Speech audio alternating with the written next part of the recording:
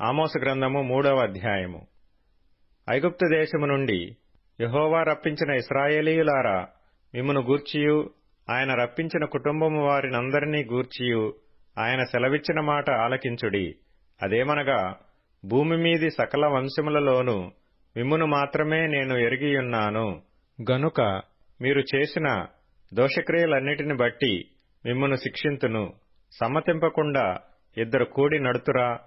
ఎర దొరకక సింహము అడవిలో గర్జించునా?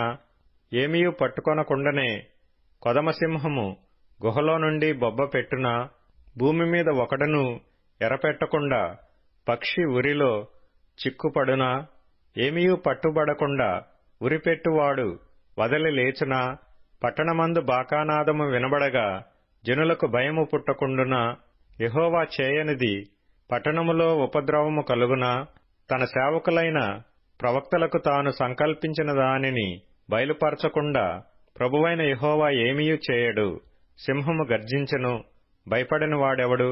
ప్రభువైన యెహోవా ఆజ్ఞ ఇచ్చియున్నాడు, ప్రవచింపకుండు వాడెవడు?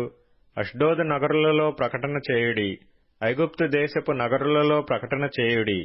ఎట్లనగా, మీరు షోమ్రోనునకు ఎదురుగానున్న పర్వతముల మీదికి కూడి వచ్చి అందులో జరుగుచున్న గొప్ప అల్లరి చూడుడి. అందులో జనులు పడుచున్న బాధ కనుగొనుడి.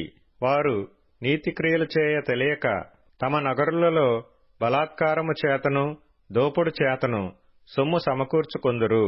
కాబట్టి ప్రభువైన యెహోవా సెలవిచ్చినదేమనగా, శత్రువు వచ్చును, అతడు దేశమంతటా సంచరించి నీ ప్రభావమును కొట్టివేయగా నీ నగరులు పాడగును. యెహోవా సెలవిచ్చినదేమనగా, గొల్లవాడు సింహము నోట నుండి 2 కాళ్లనైనను చెవి మొక్కనైనను విడిపించునట్లుగా షోమ్రోనులో మంచముల మీదను బుట్టాలు వేసిన శయ్యల మీదను కూర్చుండు ఇశ్రాయేలీయులు రక్షింపబడుదురు. ప్రభువును దేవుడును సైన్యములకధిపతియునగు యెహోవా సెలవిచ్చినదేమనగా, నా మాట ఆలకించి యాకోబు ఇంటి వారికి దానిని రూఢిగా తెలియజేయుడి. ఇశ్రాయేలు వారు చేసిన దోషములను బట్టి నేను వారిని శిక్షించు దినమున బేతేలులోని బలిపీఠములను నేను శిక్షింతును. ఆ బలిపీఠపు కొమ్ములు తెగవేయబడి నేల రాలును. చలికాలపు నగరును వేసవికాలపు నగరును నేను పడగొట్టెదను. దంతపు నగరులను లయమగును, బహు నగరులు పాడగును. ఇదే యెహోవా వాక్కు.